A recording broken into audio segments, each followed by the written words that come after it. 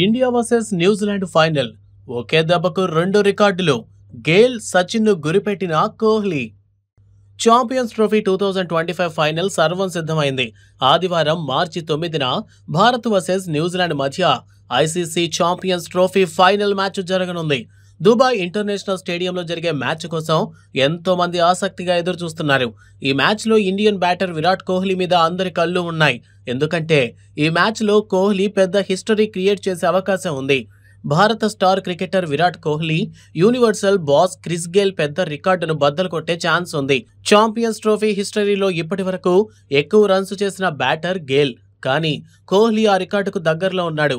Champions ట్రోఫీలో విరాట్ కోహ్లీ మొత్తం 17 మ్యాచ్లు ఆడాడు. అందులో 746 రన్స్ చేశాడు. ఇందులో ఒక సెంచరీ, 6 హాఫ్ సెంచరీలున్నాయి. అతను ఈ సంవత్సరం పాకిస్తాన్ మీద సెంచరీ కొట్టాడు.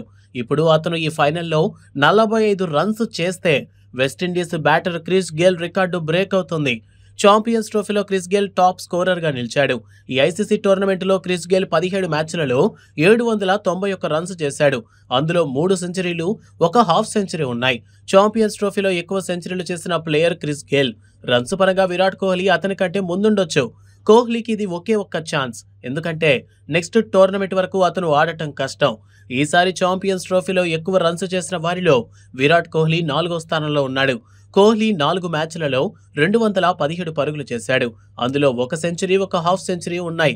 మొదటి స్థానంలో England player Ben Duckett 226, New Zealand player Rachin Ravindra 226 పరుగులతో ఉన్నాడు.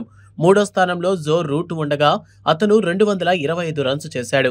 అయితే ఇప్పుడు బెన్ డకెట్, జో రూట్ ప్రస్తుతం ఛాంపియన్స్ ట్రోఫీలో లేరు. దీంతో ప్రస్తుతం భారత run machine Virat Kohli, New Zealand young player Rachin రవీంద్రకు మధ్య పోటీ ఉంటుంది. ఛాంపియన్స్ ట్రోఫీ 2025 ఫైనల్ మ్యాచ్లో భారత క్రికెట్ జట్టు, న్యూజిలాండ్ క్రికెట్ జట్లు తలపడనున్నాయి. ఫైనల్లో కోహ్లీ సెంచరీ సాధిస్తే న్యూజిలాండ్పై వన్డేల్లో అత్యధిక పరుగులు చేసిన భారత ఆటగాడిగా సచిన్ టెండూల్కర్ రికార్డును బద్దలు కొడతాడు. సచిన్ టెండూల్కర్ 41 ఇన్నింగ్స్లలో 1760 పరుగులు చేశాడు. వాటిలో 5 సెంచరీలు, 8 హాఫ్ సెంచరీలున్నాయి. 32 ఇన్నింగ్స్లలో కోహ్లీ 6 సెంచరీలు, 9 హాఫ్ సెంచరీలు సహా 1656 పరుగులు చేశాడు. అయితే మొత్తంగా అగ్రస్థానంలో ఆస్ట్రేలియా మాజీ కెప్టెన్ రికీ పాంటింగ్ 50 ఇన్నింగ్స్లలో 1971 పరుగులు చేశాడు. ఇందులో 6 సెంచరీలు, 12 హాఫ్ సెంచరీలున్నాయి.